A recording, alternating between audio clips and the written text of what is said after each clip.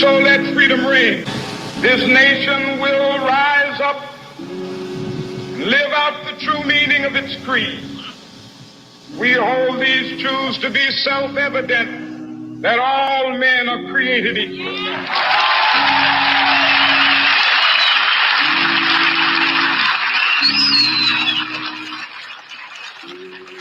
I have a dream that one day on the red hills of Georgia, sons of former slaves and the sons of former slave owners will they be able to sit down together at the table of brotherhood. I have a dream that one day,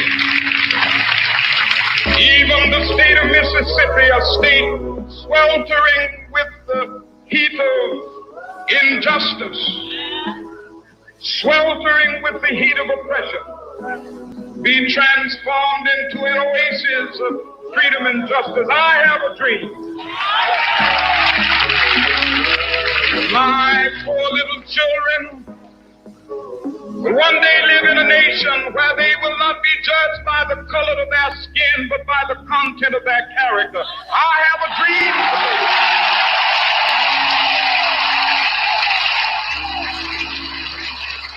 I have a dream that one day, down in Alabama, with its vicious races, with its governor having his lips dripping with the words of interposition and nullification. One day right there in Alabama, little black boys and black girls will be able to join hands with little white boys and white girls as sisters and brothers. I have a dream today.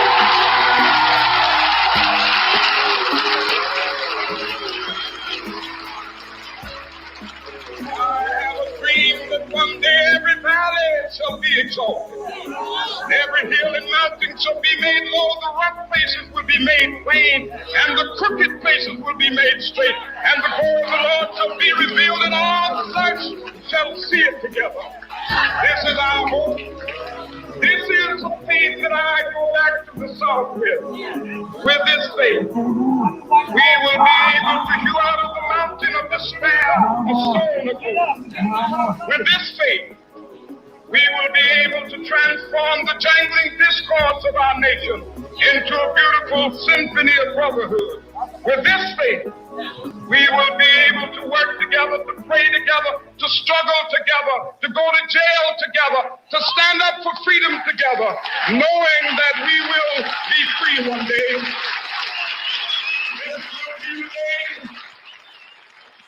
This will be the day when all of God's children be able to sing with new meaning, my country tears of thee. Sweet land of liberty of thee I sing. Land where It's Maxwell. Thanks for joining me here on these difficult times our nation is facing right now. And I decided to do a live tonight. And most people are probably wondering why me? And my response to that was why not? I think nobody is allowed to sit this one out. Justice needs to prevail and everybody needs to be involved. My platform has never been about me. My platform was to hold me accountable, and it grew into something bigger, and I don't know why. But the reality is I don't need to know why. I have a responsibility to talk about topics that are pressing our community, especially as a Black man and a Black entrepreneur. It is my responsibility to speak so that everybody can hear and take this platform and move forward. But my goal tonight in this conversation, We Can't Breathe, is to hear about things that we need to do, action items, so that we can move forward to solve this repeated problem that happens over and over and over again. So when this broadcast ends, I hope you get some action item steps to move forward to help start to solve this problem. Now, I know I won't be able to solve this problem in one stream or one live or one video. So my team and I have dedicated to make this into a series. And we'll bring in new hosts and new guests every single time to continue this conversation. How do we fix this problem? How do we end systemic racism, police brutality, and how do we get justice for everybody in the system? Now, talking about the system, my guests tonight are going to help us understand the system, because many people say The system is broken. We need to fix the system. And my guests tonight are experts in their field. And to my left here is Bobby Kimbrough, who is 36 years in law enforcement, 22 years as a federal agent, and now he is the first Black sheriff of the county I live in, and he's in charge of a law enforcement organization of 650 people. Also to my left is Derek Gray. He's a former district attorney in the county that I am from, and he's also a practicing attorney that specializes in criminal defense attorney. And these two guys, with their expertise in law enforcement, and their expertise in the justice system, we're going to learn from them tonight. I'm going to learn from them, and you're going to learn from them. We're going to learn how the system works and things that we need to do and things that they observed over their combined 4+ decades of law enforcement and justice experience on action items that we need to take and changes that need to happen today so that we can move beyond this. So please welcome my guests, Bobby Kimbrough and Derek Gray. Thank you for having me, Max. Thank you. So I appreciate you taking the time out. And I know this is not easy for you as a sitting sheriff to just come on my platform, because I'm nobody, right? And you're somebody to me. Well, I appreciate that. But this is not scripted. This is just a conversation that most of us have off the record anyways. You know, when I first met you years ago, I had pressing questions for you about law enforcement. And before you became the sheriff of the county, I had pressing questions for you then. And I believe you had all the right answers. And I've known Derek for a while as well. And I've known him from the district attorney's office. And I always had pressing questions about his job. So I'm leaning on you two tonight to shed some light on your experience in the justice system and the law enforcement system. So and echo some changes that you want to see and that things that you can help us. So starting with you, Bobby, I want to give you an opportunity to maybe introduce yourself and kind of tell people where you sit in this current situation here. Well, like I said, first of all, I want to thank you for having me here this evening. As you said, I spent 20+ years as special agent with the federal government, U.S. Department of Justice. I spent several years as a state agent, police officer, where I began my career. But what I say every time I have this conversation, before I was the sheriff, before I was a special agent, before I was a state officer, before I was a local officer, I was a Black child, a Black man. And even after all this is done, and I'm no longer sitting in the sheriff's position, I still will be a Black man. I have Black sons. All 7 of my boys are African American. People don't know who I am if I'm not in Forsyth County. If I'm 5 counties over, they see a Black man. So one of the things that I have promised myself is that I will speak truth. You know, as an agent, I had to be careful what I said, because if I said something that was incongruent with what I was told or what was the system, I could be disciplined as a special agent. Also, I could be arrested for discussing classified or top secret information. As a police officer, if I said something was out of line, I could be disciplined as that catch-all conduct unbecoming. But as an elected official, I answer to the people. I answer to God. And so that is how I live my life. Mm-hmm. You know, you come to a place in life where all I know, I've seen more years than I'm going to see. And so when you ask me to be a part of this, even before this is not trending to me. I've been having this conversation since I retired in 2015, 2016. I've been talking about how do we change the system? I believe in peaceful protest. Yeah. Make no mistake about it. I believe in that. But now, how do we change the system? How do we do some of the things that we need done to change police reform, to get these things? You and I have talked about them for years. As a matter of fact, one of the things that we're currently talking about in this state is, as we talked about earlier, we're talking about accountability, the Commission of Accountability. And basically what that is that in every state in the United States, the top law enforcement person in that state is the Attorney General. Correct. So in North Carolina, that would be Josh Stein. Without question, that would be Mr. Stein, Josh Stein, right? Every state, As a matter of fact, in Minnesota is Mr. Ellison, whose brother is Eric Ellison, who I know well. is a practicing attorney here. Correct. My point is this, is that if the top cop in every state is the AG, up under that AG, you could create what is known as a commission of accountability.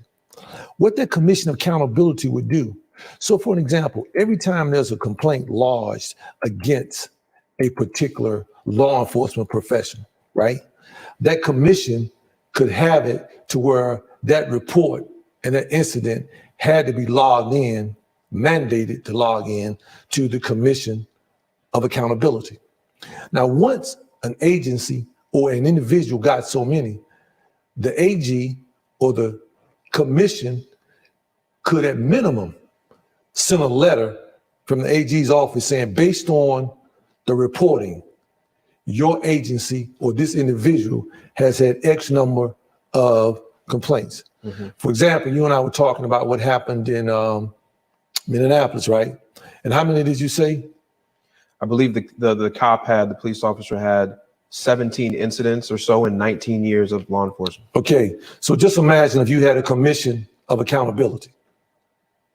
After so many, that person, that officer, that agency would have been notified and put on notice. The commission would have the ability to recommend diversity training. And one of the first things you got to look at when you talk about law enforcement is that the history of law enforcement has been dominated by Caucasian males. The first thing we got to do is be truthful about where we are and where we're coming from. That profession has been dominated by a white male population. The first thing you got to do is you got to integrate. You got to have diversity. That was one of the first things that we did when we took office. It's to diversify your agency. Because if I'm going to go out there and be a part of the community, I got to understand the community in which I'm a part of. Correct. Each culture has its differences, its idiosyncrasies. You know, when we shake hands, we clap and we hug. Other cultures, they shake hands, you know. We're very, we're people that we engage for, right? So you got to understand the culture. 100%. 100%. So, but going back to this review board idea you have, you're saying that, or sorry, not review board, a commission of accountability. A commission of accountability that would be underneath the Attorney General. Exactly. I think reason why that idea is important to have is because right now in most of the police departments, they have what they call a internal affairs. Right. And from my understanding, how an internal affairs department is handled inside the police department is that it's a rotating amount of the superior officers or senior officers get to rotate in this position every so often. They're selected to work there. Yeah. The people that are working in your internal affairs in the police department or sheriff department are just officers and deputies that currently are assigned to internal affairs. So the reality is, for example, if you and I started the police department at the same time, 10 years in, you could be a lead detective and I could be in internal affairs. Exactly. And if a complaint comes against you, and we started out as beat cops together and we were patrol cops together, then if I have a bias when that complaint comes in, I can shove it under the rug and it doesn't go any further than that. So you may not be able to shove it on the rug, but what you could do was you could control the narrative. You could control a lot of things about that. You understand that? Yeah. So what you got to understand is that policing is a whole nother animal. So for an example, a new guy coming onto a police department out of rookie school, out of BLET, basic law enforcement training, he's assimilating into a culture, right? Correct. His training officer is shaping his thought. You with me? Yeah. So every 5 years, you're not the same person that you are. Correct. That you were when I hired you. There's no mechanism in place to balance and check that every 5 years. Nowhere. The only place that does that is the federal government. Every 5 years, an agent has to go back through investigation. They have to go back through background check. They have to go back through the social media platform, all of that. They basically reinvestigate the agent every 5 years. They run his credit scores. They run everything. Yeah. So when I was in the military, I had a top secret security clearance, and I think even ours was more stringent. That every year we had some type of mini review of who we were. Right. That is very expensive. So you think about it. Think about it. A law enforcement agency, small town or middle-sized town, to every 5 years to go back and spend, whether it's polygraph, whether it's going back through sitting down with an outside agency to come in and assess that officer for fitness. Ask them questions about racial issues, measure all those things that we're seeing and having. The problem exists before it manifests. Correct. It's like having a bump on your neck. You feel the irritation before you actually see the bump. So what I'm saying is the problems that you see manifesting existed before the manifestation. Now, one problem I do have with your accountability of commission is that it's still in the government. Police and the police. It's still, because Josh Stein is. But check this out. The difference of that is this, is that in the internal affairs, the people that are made of that commission. Correct. The people that are made of internal affairs, you work with them. Right. But if you have a commission of accountability in your state capital under your AG's office, the people that sit on it have anonymity. They don't even know who you are. All they're looking at is that we received a report based on A, B, and C. And then you could choose your commissioners who sit on it. It could be law enforcement executives. It could be a entrepreneur like yourself. It could be just like you have I sit on the Innocence Committee in Raleigh. Mm-hmm.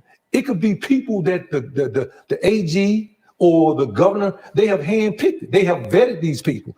It doesn't have to be people who are all law enforcement. Yeah, I think to even take it a step further, because there's so much distrust in citizens and government, question. Period. I think to solve that problem of how complaints enter to the police department, I think it's better if we had a community-driven review board or community-driven accountability board of maybe, I don't know, whatever size community you have, but say 10 to 12 regular citizens who are chosen every 2 years or so that review every single complaint that comes into a lot of cities have community review boards, but the problem with that is if you sit on a community review board, how likely are you to say something negative about a police officer, and then the people that you're sitting on the board with say, well, you know, Max said this or that, and he disagreed with you.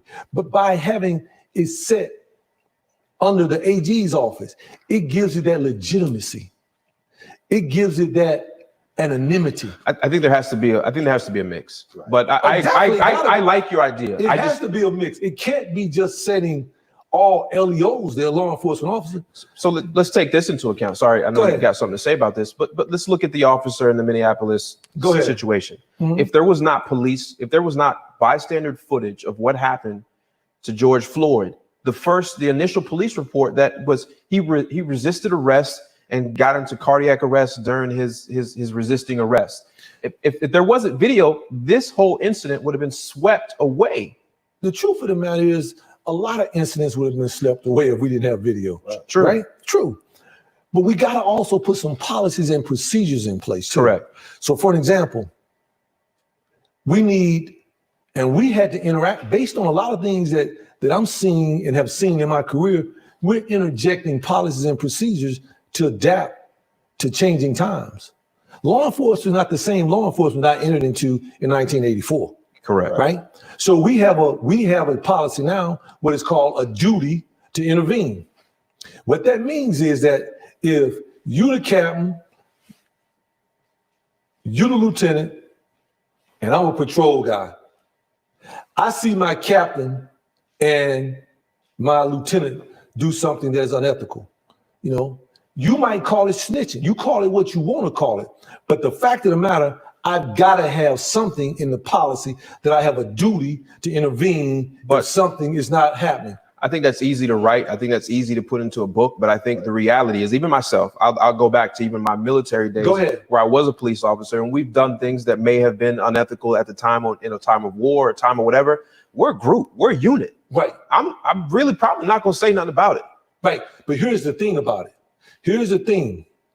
The first time that it's found out that you didn't say anything about it, once you set the standard and you set the marching order, it becomes consistent. Because there's a culture that has existed for so long. Yeah. And you've got to break that culture. You got to break it. But in reality, how are you going to be treated if you're the officer that does say something about it? Are you going to be ostracized by your other? But guess what? How are you going to be treated when you captured on the video not doing nothing? I agree. I agree. Not doing I nothing, agree. right? No, I agree.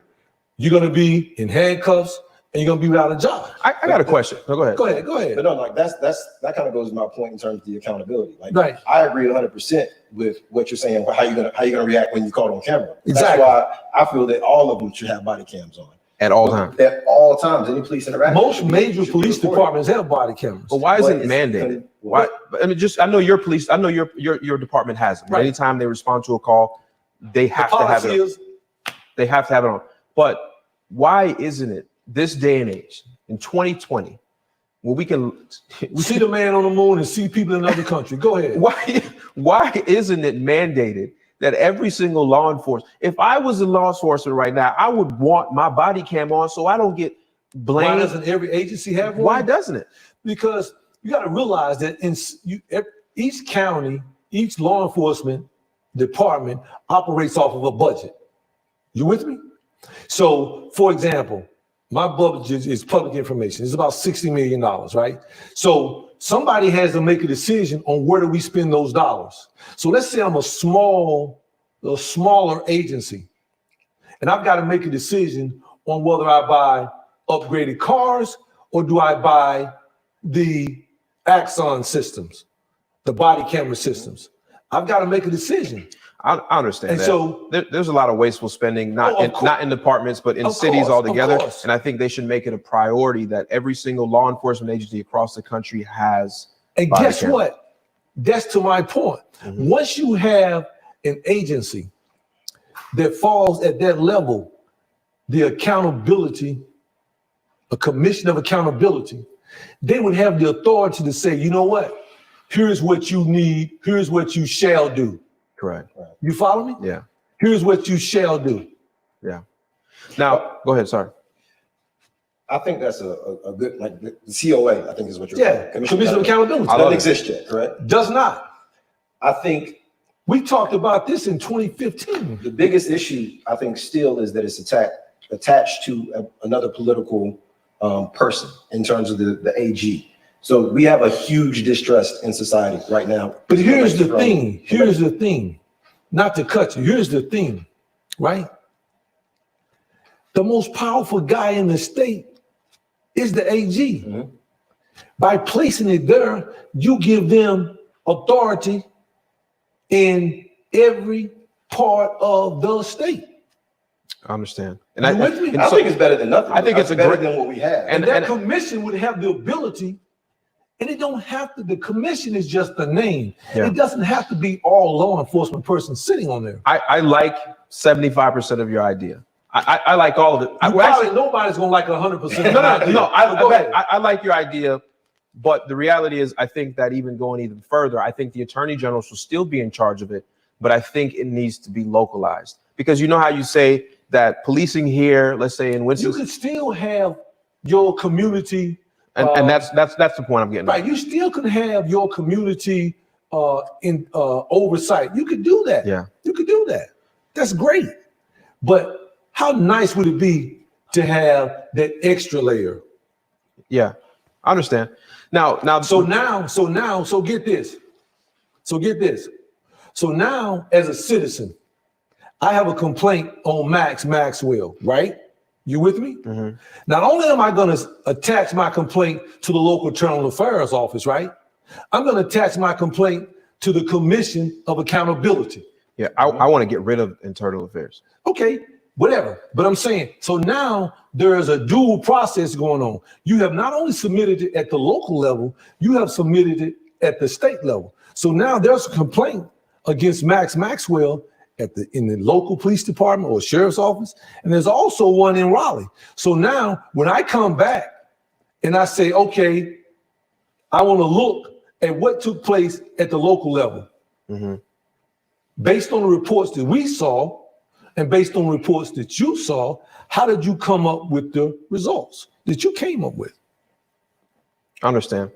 So the reason why I asked you to come here is because, policing and police officers and deputies and sheriffs are usually the first encounter with the citizen on any type of problem. Of course. And the next position they go, if they're charged, is to the district attorney's office. Of course. And Derek, as a former district attorney, assistant district attorney, what are some policies and things that you have seen over your 10 years at the office that you would probably want to change to create a better system? What are some things that you would do? Where to start? I think one of the main issues, what I've been researching into is what's called progressive prosecution. And I think, it's not even it's like we have the largest jail population in the world. Mm-hmm. And so our system is incentivized on convictions, which then turns into this cycle. How are convictions going to affect citizens of the community? Are they going to get jobs? Are they going to resort to more crime, more violence, whatever it may be?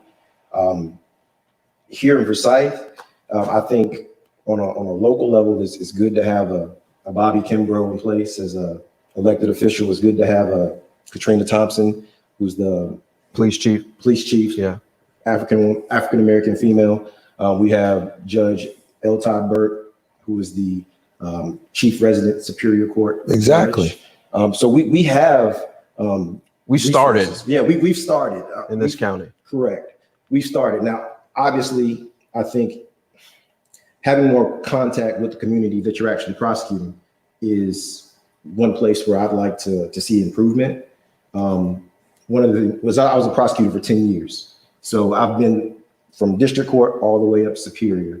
One of the district court judges that sticks out in my mind, actually a couple of them. Judge Hayes, who has since passed away. Mm-hmm. Roland Hayes. He used to look out into the crowd and say that the courtroom looks like a black church with a few white visitors. Now, this is district court, so there's only misdemeanors prosecuted within this courtroom, but you can see what the makeup of that body is and who is actually going to be affected by the convictions that occur in that particular courtroom. The other judge is Judge Hartsfield. I think Mr. Kimbrough here interviewed her on his podcast. But what I liked about Judge Hartsfield is she has a connection to the community. Like she does. They come into her Everybody courtroom knows. and they know her. She knows their family. She knows who, where they come from, what school they went to, and that's because she lives in the community. Now, how do you scale that over the range of our criminal justice system so that the prosecutors, the judges, the law enforcement are actually in that community and know the people in it? Yeah. That's a great question. I think at the very least, there should be a community service element to prosecution. You should be able to be in the community, helping out in the same community that you're actually prosecuting in. It shouldn't be a situation where you're going back to your segment or your section of town away from the individuals that are affected most by your decisions. So I think there's a number of things you can do as it relates on that front. I mean, from a standpoint of trying to find ways outside of getting people convictions. I mean, we do have a deferred prosecution program. I think they're making some changes to our expunction system, which is the ability to get old crimes or convictions or just charges in general off your record so that they're not pulled up on background checks. Obviously, that's going to affect your ability to get employment. But for your nonviolent misdemeanors and felonies and even just misdemeanors in general, that should be something that after a certain amount of time that you've proven that you've turned over a new leaf, that should come off your record. And the legislature hadn't necessarily caught up with that. But those are some small changes that I think would affect the community to the better, as opposed to kind of having this cycle of seeing the same faces. Unfortunately, those faces look like us in the courtroom over and over. What is your opinion on like a bail system, the cashless bail system? What is your opinion on that? Because am I mistaken, as a district attorney working in district attorney's office, you guys also hear cases when it comes to bond reduction and Correct. Stuff like that? Correct. What is your thought? It punishes poor people. Just a matter of the fact. Like, I mean, if you have money, you can get out. If you don't, I mean, a $500 secured bail or bond, to a homeless person might as well be $1 million bond to me. And so if you don't have the funds, you're going to have to sit there into your court date. Sometimes things fall through the cracks. And so it's not ideal. Like, I don't know how else to say it. It's just not a situation where you want to prey on the most unfortunate. So let me ask you a question about when you get a file over, or you get a what is the word I'm looking for? You get where that somebody's in charge, the police officer is in charge, the deputy has been charged. What's the process that takes place? How some of my questions is why is it that I can? The reality is, if I had my knee on a dog's neck for more than 3 minutes, and that dog was howling and doing all that stuff, and that video landed in the sheriff's office, and that video got to your desk, I'm going to say within a few hours of you guys seeing that video, if we were in business hours, you'd have a warrant and you'd be at my door. Why is it that police are not held to the same standards in the prosecution side of things, or they get the benefit of the doubt, or they get it's not happening as fast? I think because the main reason why I think you see people are pushing to the streets is, the police chief did fire those 4 officers involved, right? But 3 of them still out there, right? And how much evidence do you need, or why is it a delay in prosecution, or why is it we need to do an investigation when if I would have had my knee on a dog for the same amount of time or half the amount of time, I would have been in jail in a matter of hours. So what's the prosecution? What's the way what happens? Why is it so swift and fast when I'm doing something and much slower when an officer of the law or somebody gets the benefit of the doubt? It's $1 million question. Like, that's what we're here to try to figure out. And I think that's why there's so much anger and resentment in the community as it comes to law enforcement and the distrust. Take the situation in Georgia, where it wasn't until 2 months after the fact that the video leaks out, and now it seems this is the Ahmaud Arbery case. Correct. 2 months after the video lands into the police department and the prosecution office, it wasn't until there was public outrage that some action was taken. I don't understand in the system itself, right? So let's just say, I don't know, Bobby, before, or maybe this is a question, I'm not sure what it is. When you arrest somebody, how long do you have to charge them? How long is it you can hold them without charging them? You arrested somebody, you're charging them. That's initiating the process of actually starting criminal proceedings against that individual. Exactly. So why does it take so long to come out with? Why is it so? I just don't understand why it's so fast on the civilian side, and then everything else on the law enforcement side or anybody, it's such a long, let's do the investigation properly. Right. Is it just because there is more eyes on the case, or is it? I think that's part of it, for sure. Whenever you have more eyes on it, that's going to breed more investigation. You're going to have people that actually are in positions of power that can make changes to your position, looking at that situation. So you're going to be a little more slower to move. But I think that's the issue. I think that's where the anger. That's why they started in the streets. Correct. That's why the marches started. That's why people were so angry, and they're still angry because there's 3 more individuals that were clearly involved in the situation. That even the police chief of that city said, yeah, they need to be arrested. Right. Even the prosecuting attorney general, even before he was decided that they made him the attorney general that night, he said that he feels like they should be arrested. Why does it take so long? I know there's an investigation side, but are you talking about in the Georgia situation specifically? No, I'm talking about in Minnesota, where the 4 officers were involved. 1 finally did get charged and arrested. The other 3 are still out there eating peanut butter sandwiches and watching cartoons. Well, I'm sure a lot of that had to do with who was going to end up prosecuting the case. I believe Mr. Ellison ended up with it as far as who's taking out charges. But again, it becomes a CYA type situation, and one office may be recusing themselves. The AG office may come in and take it over and decide that they're going to prosecute, especially since it's such a high profile case at this point. But I do think that in that situation, things were handled better in terms of the prosecution point. Like, I think the issue in the George Floyd case is the just maliciousness of the officer under the circumstances, but it's the way it's been handled by the powers that be, as far as Mr. Ellison, as far as the police chief, and that I think he acted pretty swiftly under the circumstances. The police chief did, but the prosecuting side didn't. Yeah. So the person that sits in the position that Bobby sits in made his decision and got rid of him. Now, Bobby, a question: do you feel like, for example, if an officer ended up in an incident and the city or the county had to pay out some type of settlement, does that officer still keep their job?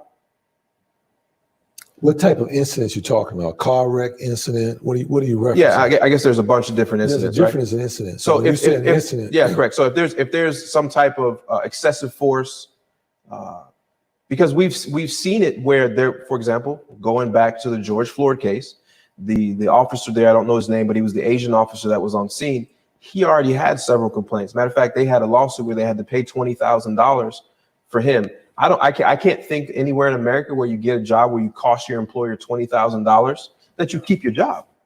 Well, I can't speak to agencies across the country. Police departments have a process, and a sheriff's office, the sheriff has the ability to fire and hire at will. So for an example, a sheriff could fire you based on whatever. Correct. Right? Where in a police department, because there are unions and so many things involved, they have the ability to go through the process and be heard and overturned and heard. So a lot of times you have cases just continuously going through the system, and officers end up getting reassigned off of patrol to somewhere else. But I think that there are so many things that we have not addressed yet that brought us to this point.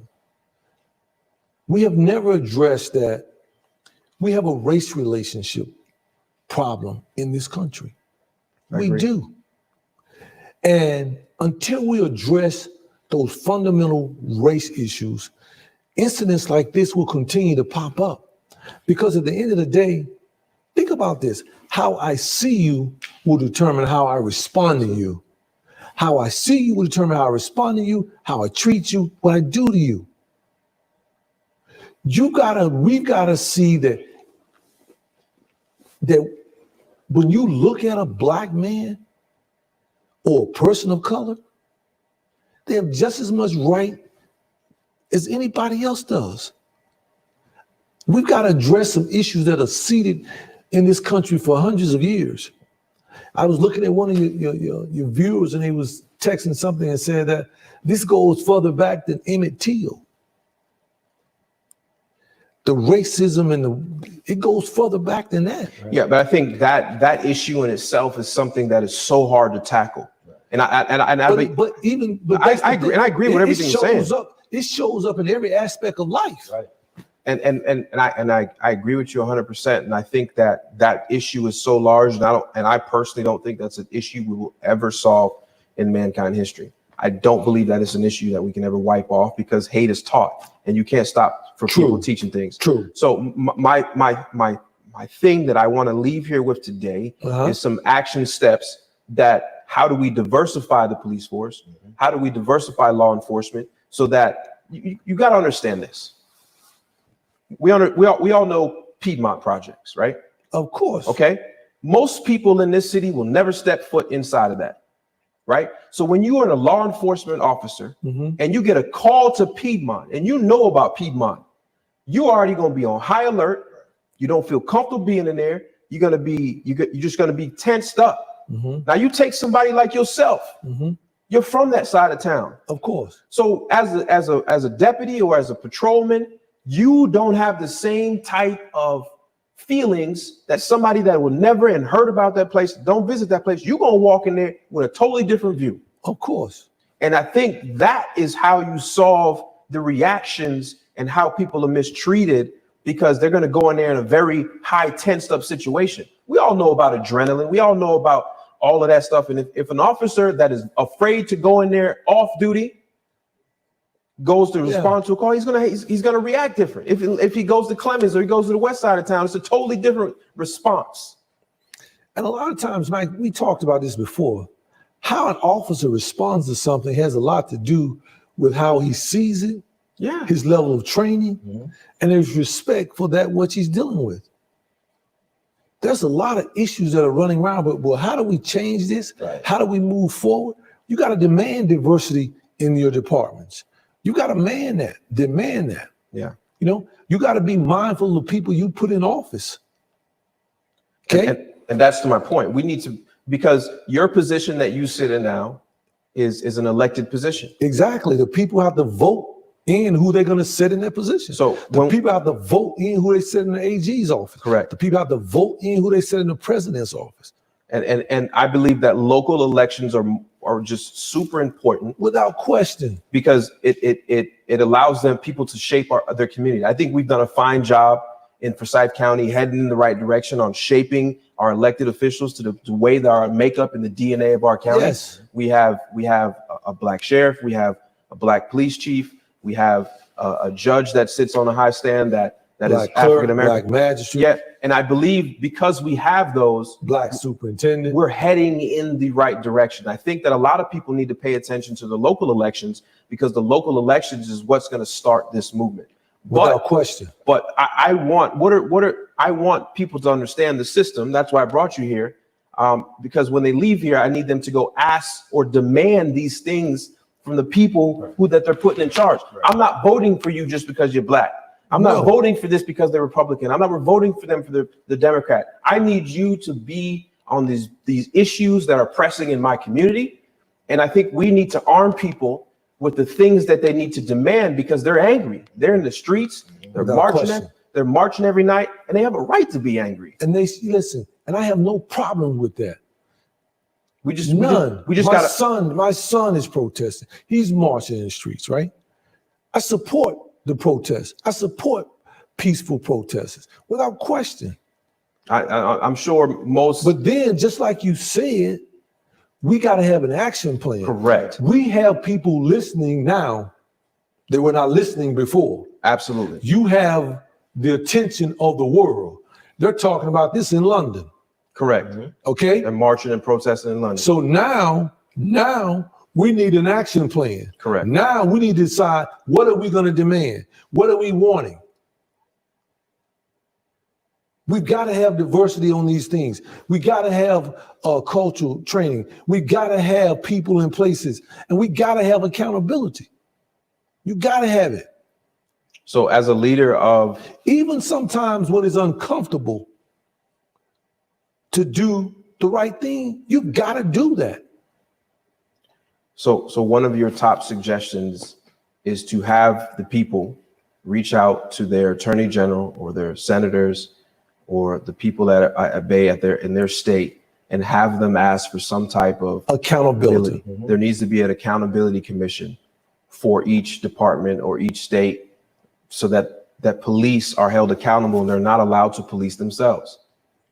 In the federal government, they have what is called OPR, Office of Personnel Responsibility. That group basically, for lack of better words, police the agents. For lack of better words, if you do something, that's the agency that investigates you. When you have police officers, you're giving people a lot of authority to go out here in a community. A police officer has a lot of discretion when he stops you on the side of the road. Right. Remember this. When he or she stops you on the side of the road, they have the ability to verbally warn you. They have the ability to give you a written warning. They have the ability to give you a written citation. And a lot of times that is the beginning of a lot of African Americans or people of color introduction into the system. You with me? That same officer could have given you a verbal warning. Mr. Maxwell, slow down. He could have. So my point is that we've got to have people in these agencies, in these police departments, that we've got to vet them. We've got to vet them every so often. Every 5 years minimum. Every 5 years, what the government does. You got to. Because you're not the same person that you are when I hired you. You're not. Understand. We had a question teed up from one of our viewers here about, I think it's about the qualified immunity. What is everybody's take here on qualified immunity? Do you know what that is within the police departments or law enforcement? Qualified immunity? Yeah, so they're saying qualified immunity is a law that shields government officials from being sued for their actions while on duty. Only people I know that have qualified immunity is the judges, the district attorney's office, right? But a police officer can be sued. Absolutely. Absolutely. Yeah. The sheriff can be sued. So a police officer that's found guilty could actually be civilly sued as well, personally. Personally. Yeah. So a police officer doesn't have qualified immunity. He or she can be sued. So they don't have that. Yeah. Okay. That's I don't understand. I didn't know anything about that, so that doesn't that's interesting there. So there's a lot, and I'll be a fool to even think that I could even solve this problem in this short amount of time.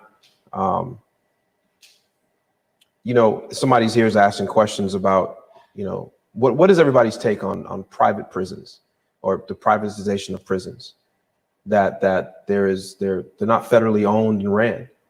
That it's a prison for profit system. That there's a racket going on. What is your take on that, Derek? Obviously, I'm against it. I think it incentivizes the wrong thing. I think that's of course. While we're the leading nation in terms of people that are incarcerated, especially if it's I think it's sick to think that somebody is making a profit off of somebody going to prison. Right. I don't agree with that, privatizing them, but they are. Got it. That's a good question.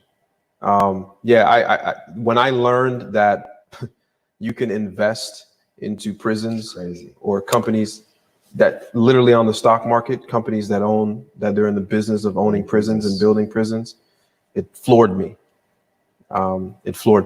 So let's go back to an action item.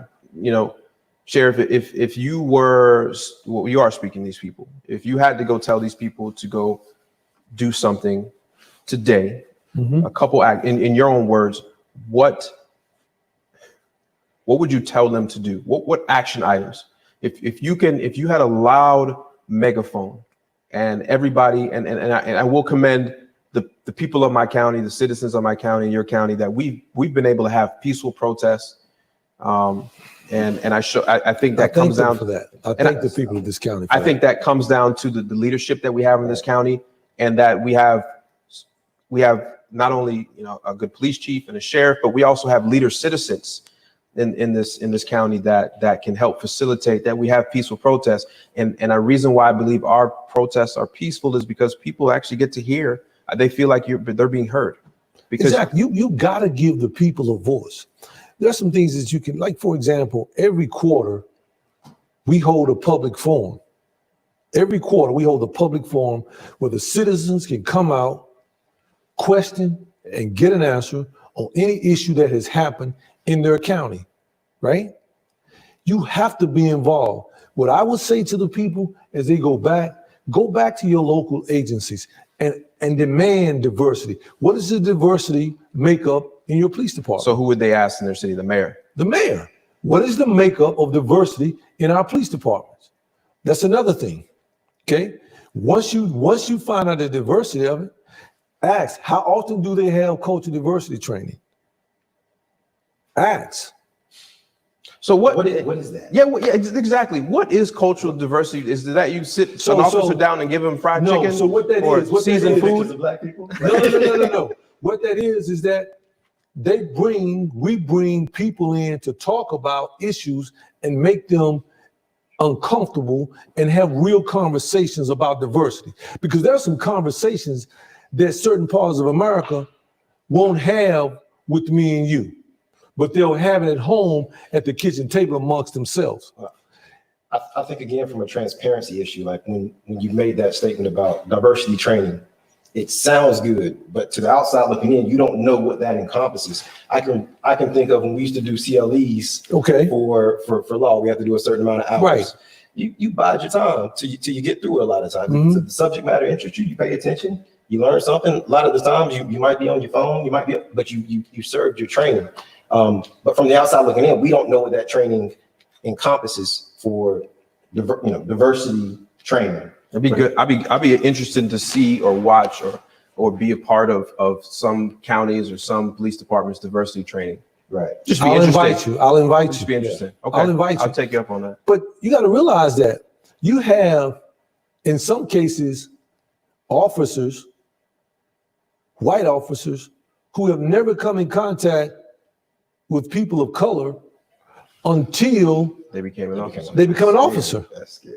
Until they became an officer. So in all fairness, do you think that person is fit to be in a county that may be a 50-40 makeup percentage of people? I mean, so I think Max, we got to have real conversations, and we got to have real conversations. yeah. When I came out of Quantico as a young boy, being raised and worked here in Winston in North Carolina, and my first duty assignment was Detroit, Michigan, as an agent, that was a cultural shock to me. Mm-hmm. A total culture shock. The same thing is happening with the white officer who has come from a certain part of the county, and all of a sudden they come to a job that all you got to have is a high school diploma. I want to touch on that too. Of course. Is there a consideration as to being a minority, working in a predominantly minority area of town from a law enforcement standpoint, when you're assigning people to patrol certain areas of the county? Is it, okay, well, you may need to be over in this area because you may look at things a little bit differently than like the white officer did, or white deputy described it, had never come in contact with a black person until. So you think about it, when you got major police departments that have 2,000-3,000 officers, right? Think about how difficult it is to handpick an officer and say, okay, I'm going to sign you, I'm going to sign you, I'm going to sign you here. All of these things, when you go through the process, the vetting process, the psychological, and all of these things, people are just going out checking a box, check a box, check a box, right?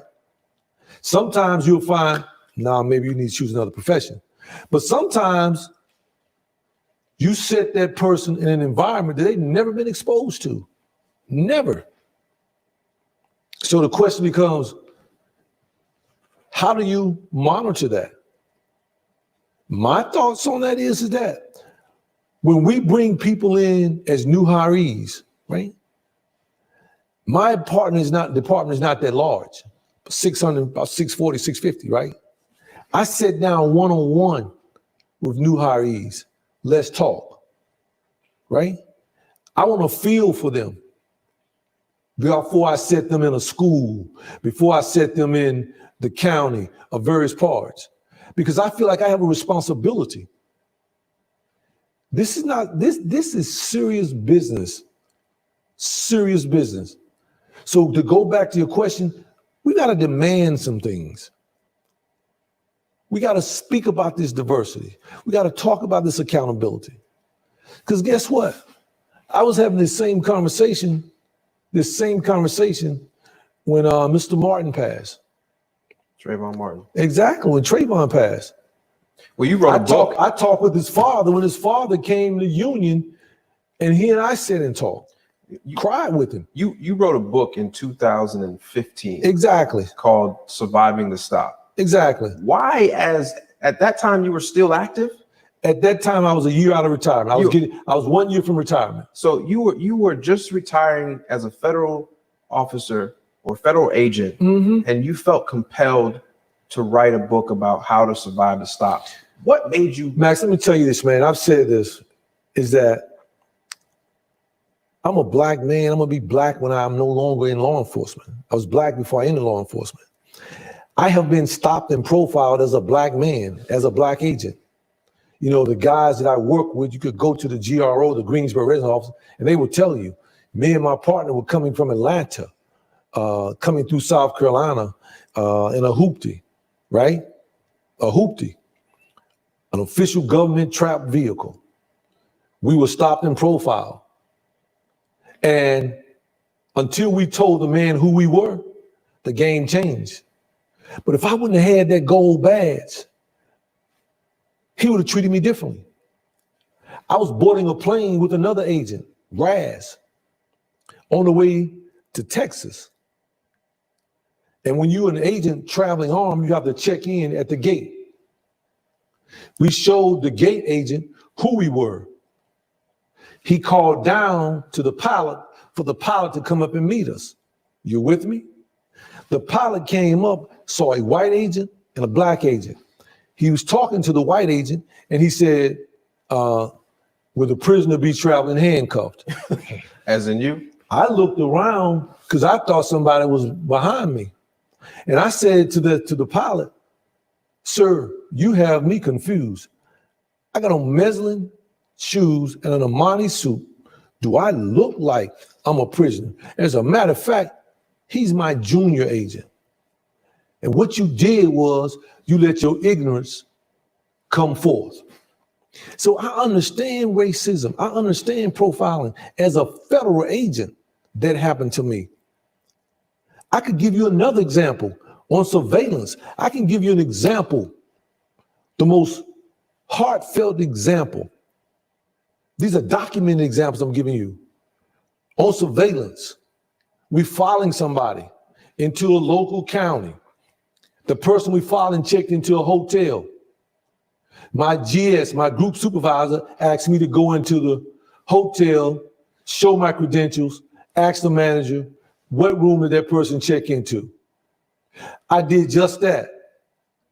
Showed her my credentials. Gold badge. It says DEA in English. She pushed the panic button. This one we had Nextels. I'm standing there on the radio. My guys that are out there on the perimeter say the police are coming hot and heavy. Is everything all right in there? I'm standing there saying yes. As I stand there, two big guys run up in there. I understand what it's like. I'm not immune from the things that every other black person is immune. I'm not immune from nothing because I'm a black LEO. Because the moment I get in my car and go south, east, north, or west, don't nobody know that I'm the sheriff once I get to South Carolina, Atlanta. I'm just another Negro driving, period. I understand that. I'd be foolish to think that. So trust me, I understand what's happening, what's going on. And that is why I speak how I speak, because we have to address these issues. I have black kids, sons.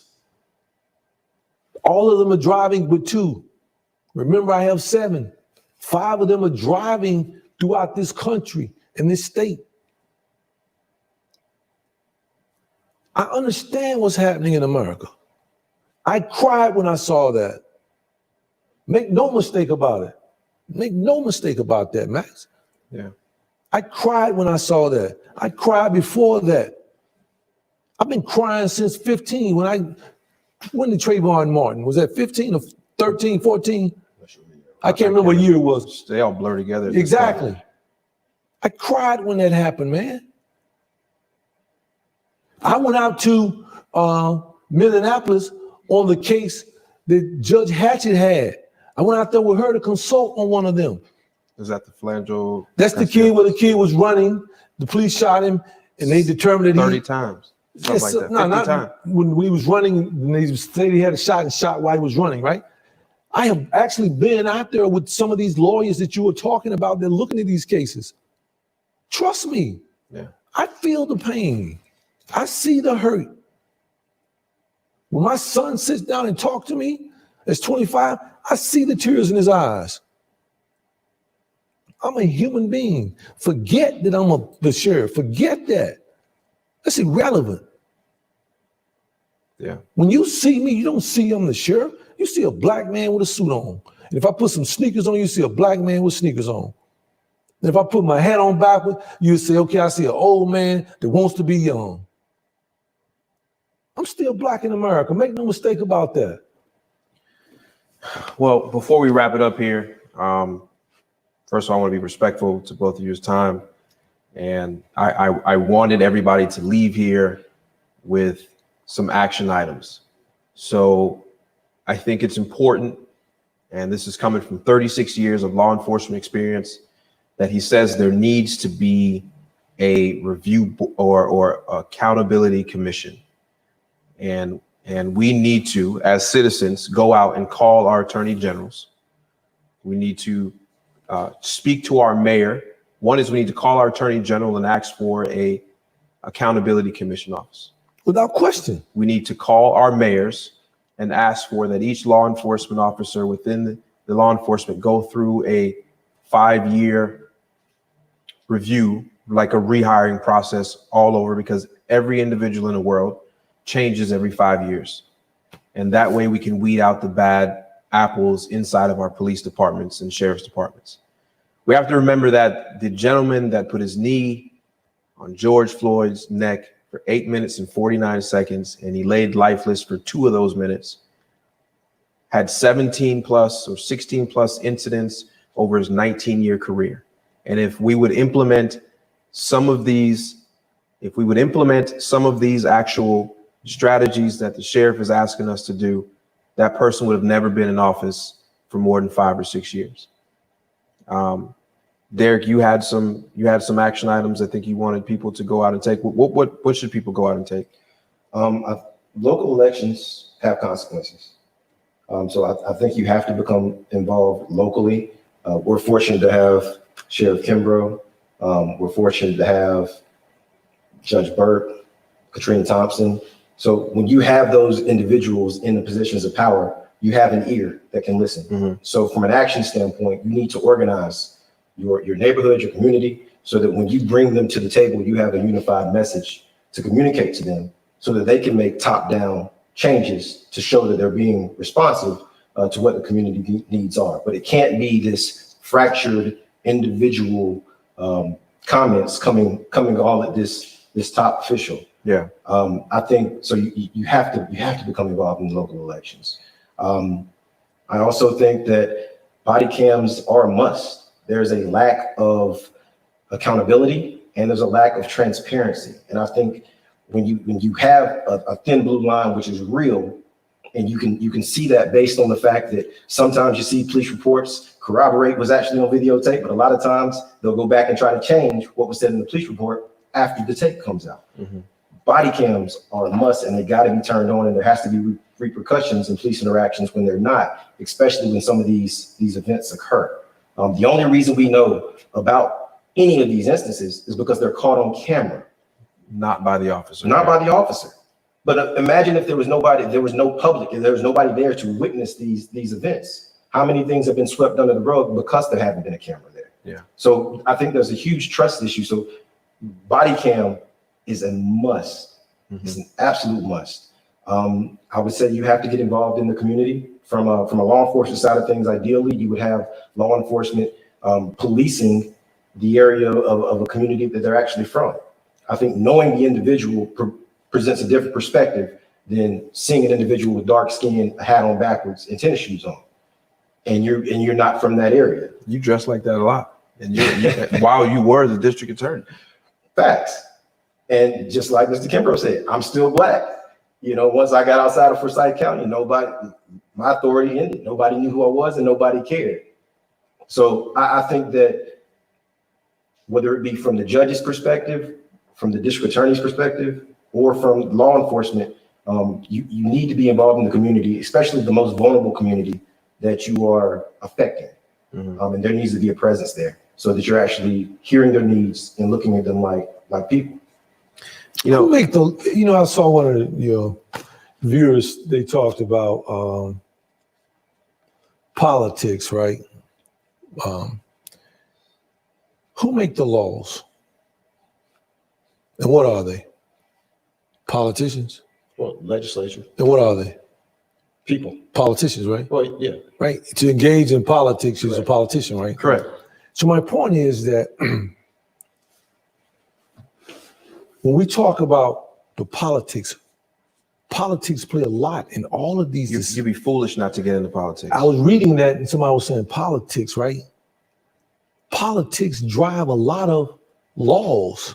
All of them. Thank you. Right. Politics is a major driving force. So we got to understand that a lot of this is politically driven. Don't be fooled. Right. And so, I mean, you know, the takeaways, simple. One of them is we got to vote. Second is we've got to ask for some, you know, people say, well, we're asking somebody to save us, right? We're not asking nobody to save us. We've got to go and say, this is what we want. I need a diversified police department or law enforcement agency. These are things that we've got to ask. We've got to demand. Yeah. There has to be a unified message too. Yeah. And so when we walking and when we protesting, what are we asking for? Exactly. We don't know yet. Exactly. Well, I know we're asking for justice. What are we asking for? We're asking for justice, but we need to really ask what we're asking for, right? We really need to have that message.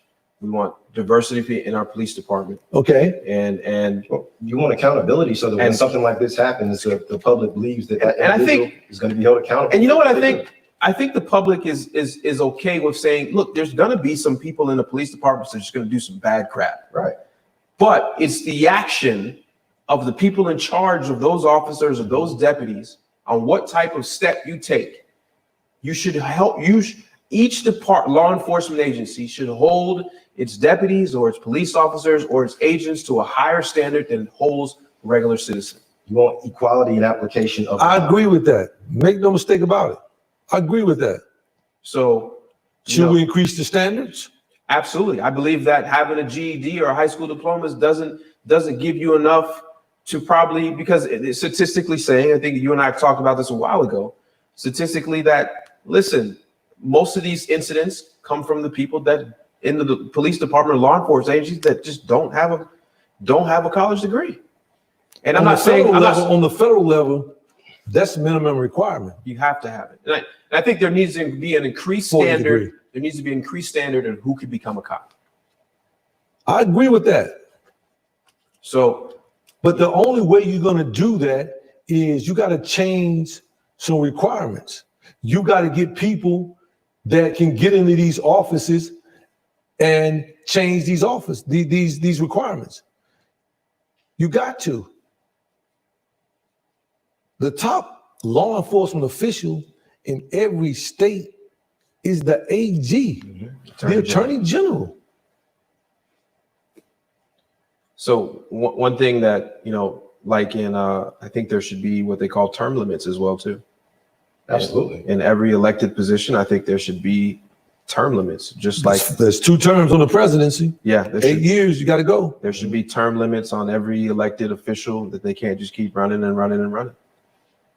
I just think that's one of the things how you change the game, because people are cemented in their position, which means they have this power, this extra power, because they've been there for 20 years.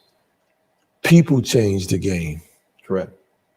So I think one thing, we have to recognize how much power we have as people, but we need to point that power in the right direction, and we need to have a unified message and to go out and ask. And like I said before, I'd be foolish to think that we can solve all these problems in this 1-hour conversation.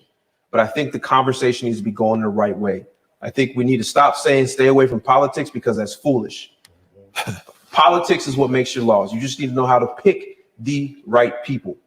You need to know you need to be involved. You need to go out and vote. I encourage everybody listening to this. Everybody's going to watch this later. You need to go out and vote. It matters. And you need to find that, not just vote because they're black, or vote because they're Democrat, or vote because they're Republican. Ask them what they're going to do for you and your community and your loved ones, and make your decision based upon that, and hold them to that standard. I think that's important. My older brother had a conversation with me today, and he said, one of the biggest problems is that we're asking our oppressors for equality and for justice. And one thing I think that we need to do is to look on a broader scale. We need to go to a bigger body than the people or the system that we say is broken. Yes, we can fix it in the meantime, but I think we need to go talk to we need to go talk to United Nations and ask for human rights. And I think that's one thing that Malcolm X was doing, and he was teaming up with Martin Luther King to do that, to go ask a larger body, a bigger body, a more powerful body to oversee that we as people have human rights here in America, that everybody has the same human rights. And I think nobody would be opposed to that. So, you know, I appreciate both of you for joining me in this conversation. Pleasure was mine. There's going to be many more. There's going to be a different host. It's not going to be me. It's going to be different guests. And I think we continue this conversation. I think if we continue this conversation and move in the right direction, we can go out and start to make a change. Keep protesting, keep peacefully protesting. But while we're out there, make sure we need action items. And we've given some action items tonight. If you text the convo to 44222, we have a simple document or a website that will give you all the politicians in your state, in your city, in your county that you need to be calling, you need to be emailing. And over the next few days, I'll try my best, my team, to put together some resources so that you guys can go out and ask for the right things. But keep doing what you're doing, keep marching, but we need a unified message. We need to fix this. And the only way we do it is if we have a unified message and we all demand the same thing. So I appreciate you guys tuning in tonight. Maybe I won't see you next time. There'll be another host here, and I appreciate my guest. Pleasure was mine, Max. And keep fighting the good fight, y'all. We'll see you on the other side.